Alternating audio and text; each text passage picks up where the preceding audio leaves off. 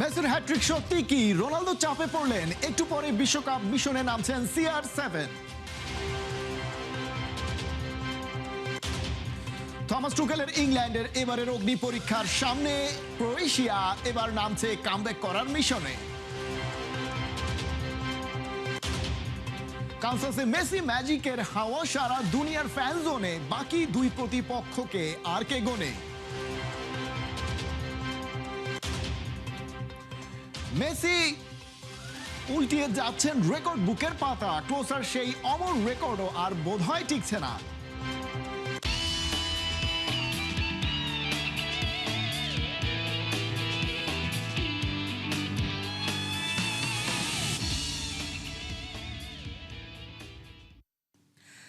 আছেন স্বাগত খেলা যোগে, আপনাদের সাথে আছি আমি খালিদ জামিল।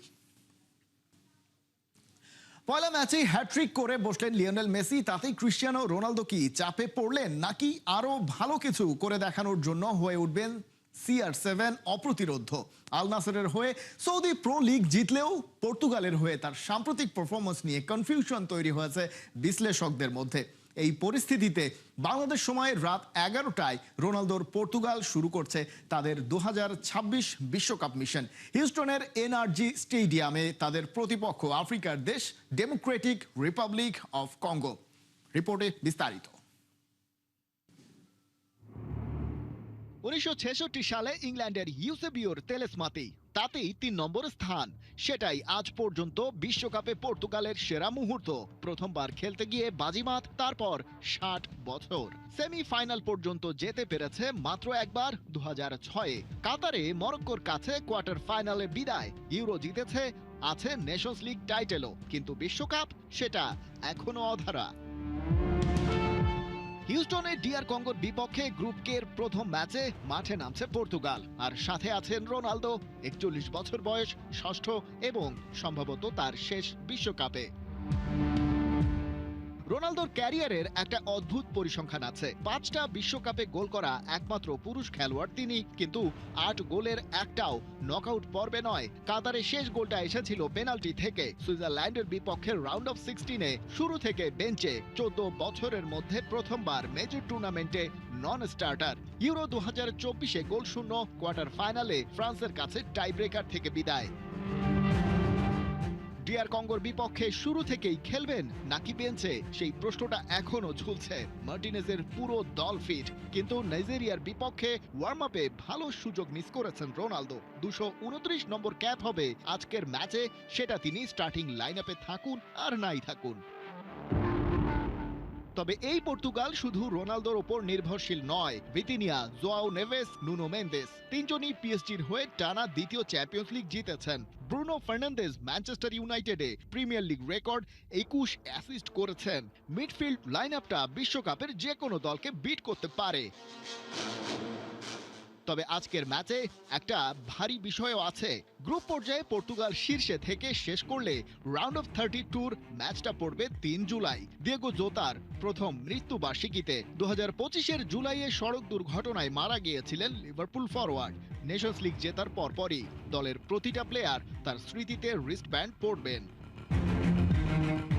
ওদিকে বিশ্বকাপে দীর্ঘ 52 বছর বিরতি দিয়ে ফিরেছে ডিআর কঙ্গো। তখন নাম ছিল জায়ার। 1974-এর স্কোর লাইন যুগোস্লাভিয়ার কাছে 9-0, ব্রাজিলের বিপক্ষে 3-0। গোল নেই, পয়েন্ট নেই, কিন্তু সেই সিরিজেই একটা অবিস্মরণীয় মুহূর্ত। ডিফেন্ডার মহেপু ইলুঙ্গা ব্রাজিলের ফ্রিকিক ওয়াল থেকে বেরিয়ে বলটা লাথি মেরে দিলেন। পরে জানা গেল রাজনৈতিক প্রতিবাদ ছিল সেটা। 3 গোলের বেশি ব্যবধানে হারলে দেশে ফেরা যাবে না সেই নিয়মে। তখন স্কোর ছিল 2-0। এবার ডিআর কঙ্গোর স্কোয়াডে প্রিমিয়ার লিগের ছোঁয়া আছে। ওয়েস্ট হ্যামের অ্যারন ওয়ান বিসাকা, বার্নলির অ্যাক্সেল তুয়ানজেবে, সান্ডারল্যান্ডের আর্থার মাসুয়াকু ডিফেন্স লাইন সামলাবেন। 20 বছরের নোয়া সাদিকি মিডফিল্ডে আলো ছড়াচ্ছেন। নিউক্যাসলের ইওয়ানে উইসা আর রিয়াল বেতিসের 35 বছরের সেদ্রিক বাকাম্বু আক্রমণে। অপটার প্রেডিকশনে পর্তুগালের জেতার চান্স প্রায় 75%। কঙ্গোর হাতে আছে 25% কাছাকাছি। কাগজে কলমে ম্যাচটা পর্তুগালের ফরে, কিন্তু বিশ্বকাপে ছোট দলের গল্প অনেকবার বড় হয়ে উঠেছে। রোনালদোর শেষ বিশ্বকাপ, পর্তুগালের প্রথম বিশ্বকাপ ট্রফির স্বপ্ন, আর কঙ্গোর প্রথম বিশ্বকাপ গোলের অপেক্ষা, সব একসাথে আজ হিউস্টনে। খালিদ জামিল, একাত্তর। ব্রাজিল নাকি আর্জেন্টিনা, মন্ত্রী পাড়া থেকে ক্রিকেট পাড়া সবখানেই লাগতে শুরু করেছে বিশ্বকাপের উন্মাদনা। চলছে তর্ক আর কথা লড়াই, কেউ কাউকে ছাড় দিতে নারাজ। বিশ্বকাপ জুড়েই খেলাযোগ জানাচ্ছে তাদের প্রিয় তারকাদের বিশ্বকাপ ভাবনার কথা। আজ থাকছে জনপ্রিয় মডেল ও উপস্থাপিকা পিয়া জান্নাতুলের বিশ্বকাপ ভাবনা। নাহিয়ান মির্জাসিমের রিপোর্ট।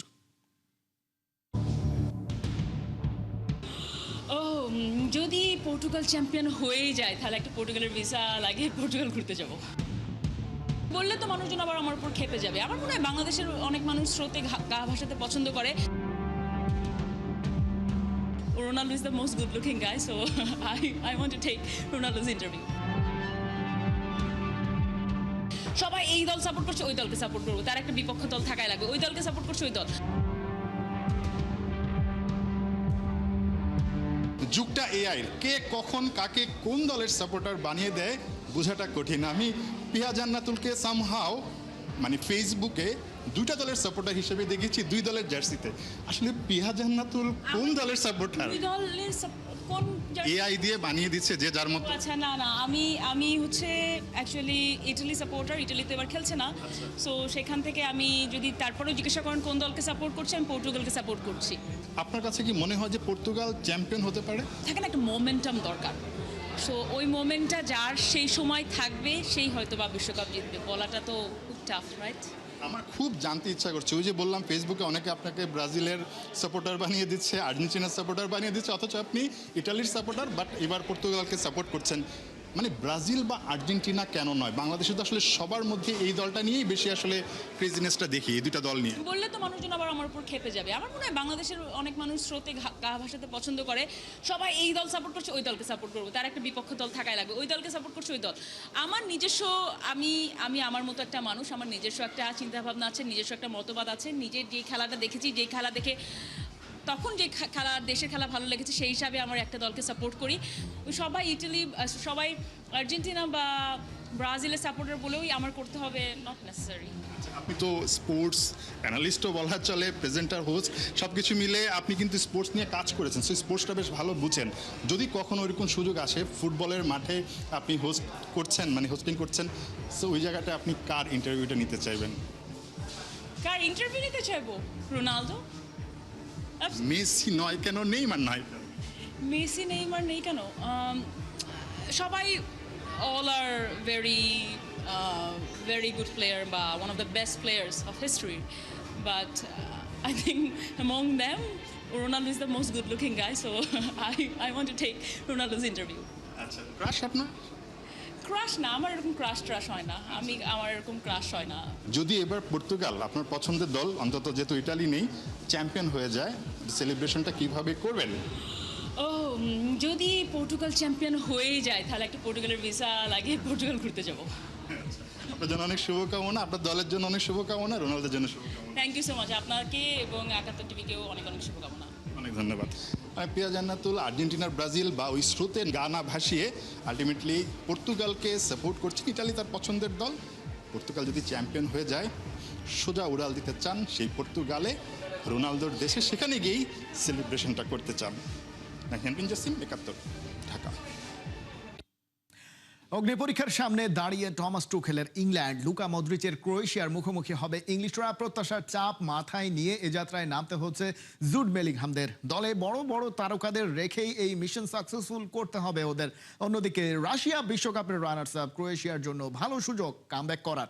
আবু নাইমের প্রিভিউ রিপোর্ট।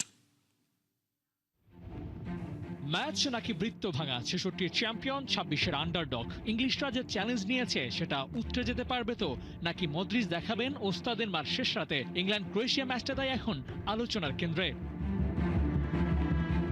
শুরুটা টমাস টুখেলকে দিয়ে করা যাক। No risk no gain. টুখেল সেই রিস্কটা নিলেন। Phil Foden, Cole Palmer, Harry Maguire, এমনকি ট্রেন্ট আলেকজান্ডার আর্নল্ডকেও বাদ দিয়ে সাজিয়েছেন বিশ্বকাপের স্কোয়াড। আর সেটা কেমন হয়েছে এর একটা অ্যাসিড টেস্ট মিলবে রাত ২টায়। ক্রোয়েশিয়ার বিপক্ষে বেলিংহামরা নামবে সামর্থ্য পরীক্ষা দিতে। ম্যাচের আগে সংবাদ সম্মেলন, সেখানেই হুঙ্কার দিয়ে রাখলেন লুকা মদ্রিচ। ইংলিশদের ডেরায় কে আছে কে নাই সেটাকে পাত্তা দিলেন না, বলেই ফেললেন বিশ্বকাপে তারা ভালো করে আর যে কারোর সাথেই লড়াইটা জারি রাখতে পারে। অন্যদিকে কোচ সেরেছেন ফর্মালিটিস, হ্যারি কেইন বদলে দিতে পারেন ম্যাচের মোড়, সেটা বলে ইংলিশদের প্রতি ন্যূনতম সম্মানটাই দেখিয়েছেন তিনি। প্রতিপক্ষকে সমীহ করতে দেখা গেল টুখেলকে। ক্রোয়েশিয়ার ডিফেন্স লাইন বিশ্বের যে কোনো দলের বিপক্ষে ভালো করতে পারে। একই সাথে দলটিতে লুকা মদ্রিচ সামলাবেন অ্যাটাকিং মিড, সেটাও ইংলিশদের জন্য চ্যালেঞ্জের। তবে বেলিংহামরা মেন্টালি আপার হ্যান্ডে, বাছাই পর্বে কোনো ম্যাচই ওরা হারেনি। তবে সেই ফর্মটা বিশ্বকাপে কতটুকু কাজে লাগবে সেটাও দেখার পালা। গেল দুই বিশ্বকাপে দুরকম অভিজ্ঞতা হয়েছে ক্রোয়েশিয়ার। রাশিয়া বিশ্বকাপে ফাইনাল আর কাতারে মেসিদের বিপক্ষে হেরেছে সেমিফাইনালে। তবে গেল আসরে ইংল্যান্ড খেলেছে কোয়ার্টার ফাইনাল। দুই দলের শক্তিমত্তায় এগিয়ে থাকবে ক্রোয়েশিয়া, কিন্তু খেলাটা যখন গ্রেটেস্ট শো অন আর্থের, তখন আগ পিছের হিসেব হয় না। কে কতটুকু ভালো খেলতে পারে সেটাই দেখার বিষয়। হ্যারি কেইন বনাম মদ্রিচ লড়াইটা জমবে সে আশা তো করতেই পারেন। আবু নাঈম, ৭১। মেসির হ্যাট্রিক আর আর্জেন্টিনার দাপুটে জয়ে বিশ্বকাপ মিশনের স্বপ্নের সূচনা। সেই জয়ের আনন্দে উচ্ছ্বসিত নিউ ইয়র্কের ফিফা ফ্যান জোনে জড়ো হওয়া হাজারো আর্জেন্টাইন সমর্থক। বিশাল স্ক্রিনের সামনে ম্যাচ জুড়ে ছিল মেসি ধোনি আর উৎসবের আমেজ। বিশ্ব চ্যাম্পিয়নদের এমন পারফরমেন্সে এখন গ্রুপ পর্বের বাকি দুই ম্যাচ নিয়েও আত্মবিশ্বাসী ভক্তরা। নিউ ইয়র্ক থেকে অর্ণব বাপির রিপোর্ট। যেন মেসির পায়ের জাদু। মেসি যখনই নামে তখনই যেন এই ফুটবলের জাদু শুরু হয়ে যায়। মেসিকে নিয়ে পুরো এরিয়া, সবার মধ্যে এক অসাধারণ উন্মাদনা। সবার যেন একটাই কথা, Messi Messi. Messi was on fire today, but he's always on fire. Argentina won, and we already knew that was gonna happen. So Argentina, hey! Messi 3টা গোল দিছে। আমি অরিজিনালি আর্জেন্টিনার সাপোর্টার বাই বর্ন, এবং আমার ভাই মেসির এত বেশি ফ্যান, সে খুব এক্সাইটেড। তো মেসি আজকে 3টা গোল দেওয়ার কারণে সে আমাদেরকে এখন ডিনার করাতে নিয়ে যাবে। গ্রো আপ হয়েছি মেসির খেলা দেখে। ছোটবেলা থেকে ড্রিম ছিল যে কখনো কোনো একটা ওয়ার্ল্ড কাপ দেখবো। আনফর্চুনেটলি বলবো, লাকিলি বলবো যে ইউএসএতে আসার পরে এই ফার্স্ট টাইম ওয়ার্ল্ড কাপ ইউএসএতে আসছে। So for we are lucky that we are watching the world cup here and such an amazing environment here, and আমরা অনেক ফান করতেছি, অনেক মানুষ আসছে, অনেক fan. So big fan, this is like এটা last হইতে পারে ওয়ার্ল্ড কাপ মেসির জন্য। সো অনেক অনেক শুভকামনা তার জন্য, অনেক ভালোবাসা তার জন্য। বিশ্বকাপের প্রথম ম্যাচ আলজেরিয়ার সাথে যারা ম্যাচটা উপভোগ করেছে তারা ছিল অনেকটাই নির্ভর, অনেকটাই চিল মুডে। সবাই মনে করেছে এই আর্জেন্টিনাই মেসির নতুন করে আর কি পাওয়ার আছে, তারা তো ডিফেন্ডিং চ্যাম্পিয়ন। মেসির হাতে কাতারের সেই সোনালি রাতে সেই সোনালি ট্রফি যখন উঠেছিল তখন তো সবাই বলেছে যে বিশ্বকাপটাই নাকি পূর্ণতা পেয়েছে, ফুটবল তার সত্যিকারের রাজার সান্নিধ্য পেয়েছে। তো এবারের বিশ্বকাপে আর্জেন্টাইন ফ্যানরা কিন্তু অন্য সবার থেকে ছিল অনেক বেশি রিল্যাক্সড। আর্জেন্টিনা মানে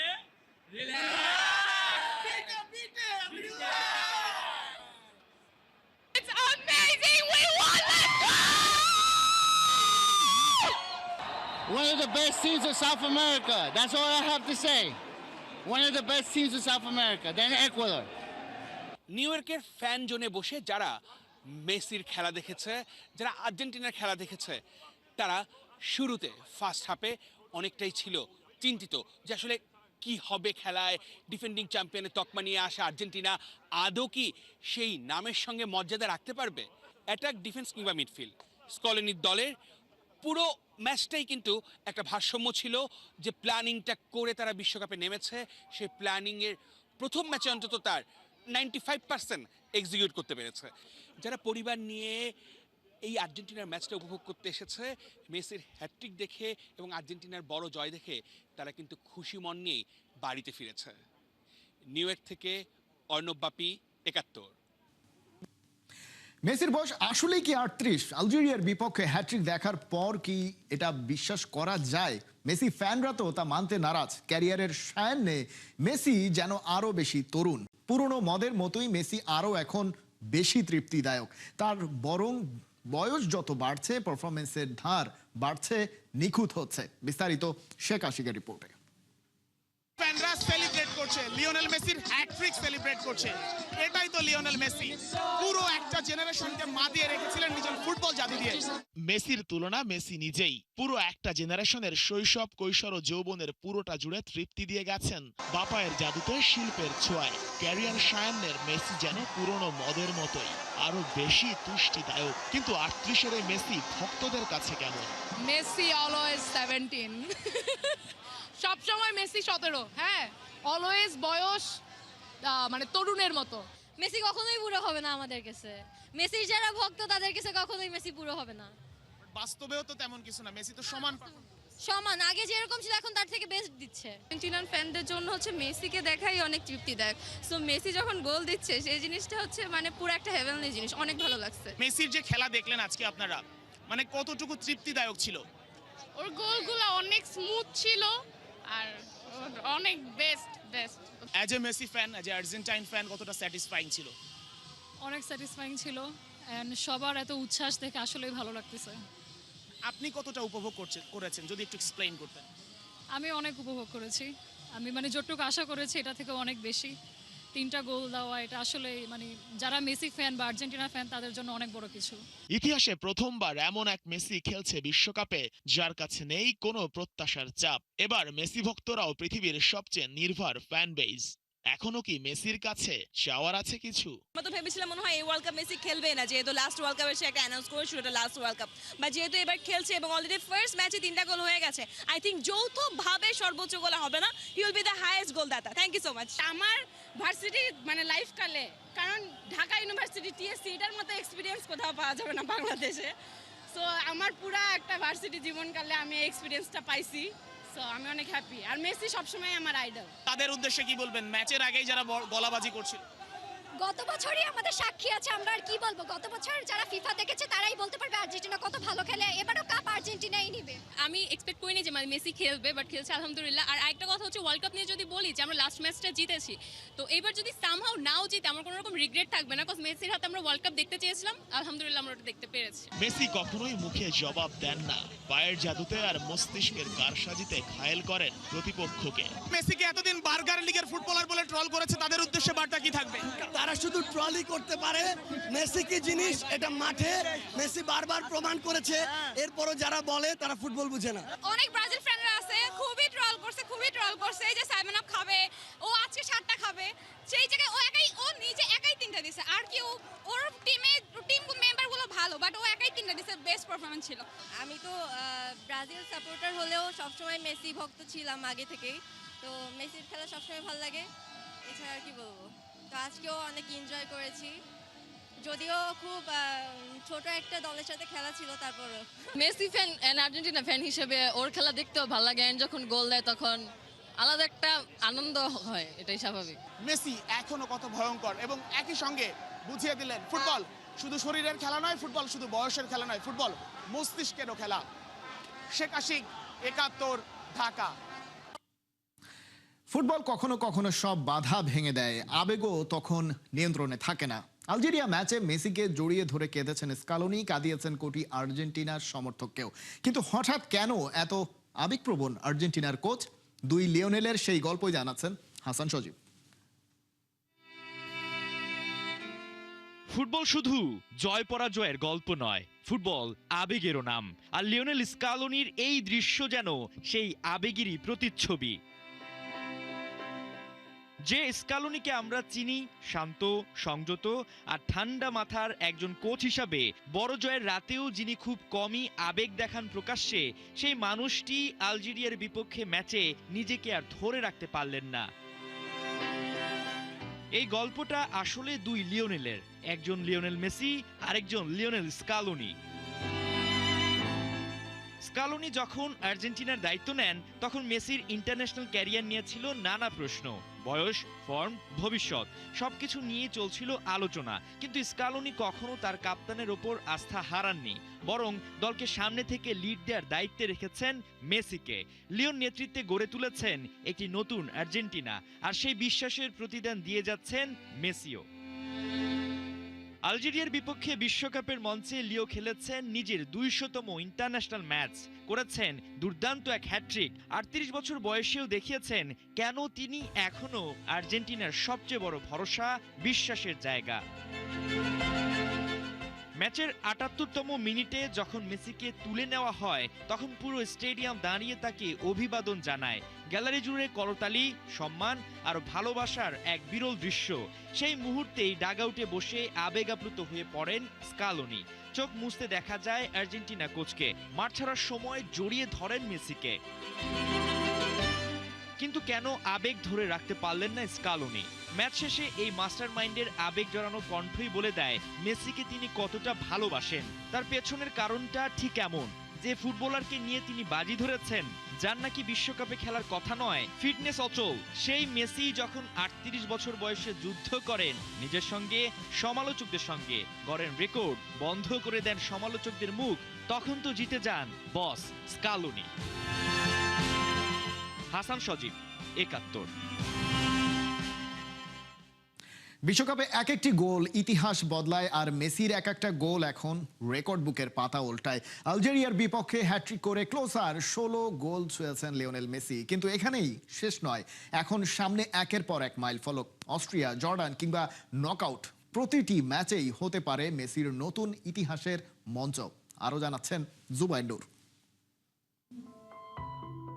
বিশ্বকাপের ৯৬ বছরের ইতিহাসে এমন দৃশ্য আগে কখনো দেখা যায়নি। একজন ফুটবলার ৬টি ভিন্ন বিশ্বকাপে মাঠে নেমেছেন, একই সাথে ২০০তম আন্তর্জাতিক ম্যাচ খেলেছেন, আর সেই রাতেই হ্যাটট্রিক করে সর্বকালের সর্বোচ্চ গোলদাতার আসনে ভাগ বসাচ্ছেন। আলজেরিয়ার বিপক্ষে মেসি শুধু আর্জেন্টিনাকে ৩-০ গোলে জেতাননি, তিনি বিশ্বকাপের রেকর্ড বুককে নতুন করে লিখতে শুরু করেছেন। প্রথম ও সবচেয়ে বড় সমীকরণ, আর মাত্র এক গোল। ক্লোজার ১৬ গোলের পাশে এখন মেসির নাম। অস্ট্রিয়ার বিপক্ষে কিংবা গ্রুপের শেষ ম্যাচে জর্ডানের বিপক্ষে বল জালে জড়ালেই বিশ্বকাপ ইতিহাসে একক সর্বোচ্চ গোলদাতা হবেন লিওনেল মেসি। ২০০৬ সালে যে কিশোর সার্বিয়া মন্টেনেগ্রোর বিপক্ষে বিশ্বকাপ গোলের যাত্রা শুরু করেছিলেন, ঠিক ২০ বছর পর সেই মেসি এখন গোলের এভারেস্টের চূড়ায় দাঁড়িয়ে। দ্বিতীয় রেকর্ড বয়সের দেয়াল ভাঙা। ৩৮ বছর ৩৫৭ দিনে বিশ্বকাপের সবচেয়ে বয়স্ক হ্যাটট্রিক স্কোরার হয়েছেন মেসি। এর আগে ১৮ সালে স্পেনের বিপক্ষে ৩৩ বছর বয়সে হ্যাটট্রিক করে এই রেকর্ডটি ছিল ক্রিশ্চিয়ানো রোনালদোর দখলে। মেসি সেটিও ছাড়িয়ে গেলেন। এখন তার প্রতিটি গোল হবে বিশ্বকাপে সবচেয়ে বয়স্ক গোল স্কোরারদের তালিকায় নতুন মানদণ্ড। তৃতীয় জায়গা গোল্ডেন বুট রেস।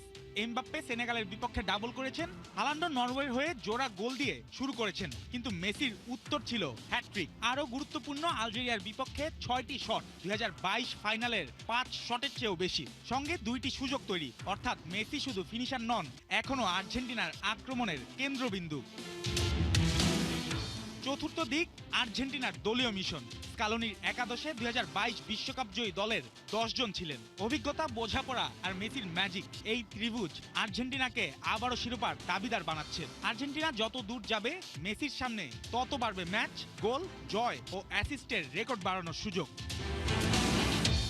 কাতারে মেসি পেয়েছিলেন পূর্ণতা, কানসাস সিটিতে তিনি দেখালেন পূর্ণতার পরেও ইতিহাসের ক্ষুধা শেষ হয়নি। এখন প্রশ্ন একটাই, মেসি কি শুধু ক্লোসাকে ছাড়াবেন, নাকি এই বিশ্বকাপটাকেই বানাবেন নিজের শেষ মহাকাব্য? জুবাইর নূর, ৭১। এই ছিল এখনকার খেলাযোগে। সরাসরি সংবাদ আর অনুষ্ঠান দেখতে চোখ রাখুন ৭১-এর ফেসবুক পেজে এবং সাবস্ক্রাইব করুন ৭১-এর ইউটিউব চ্যানেল। ৭১-এর সাথেই থাকুন।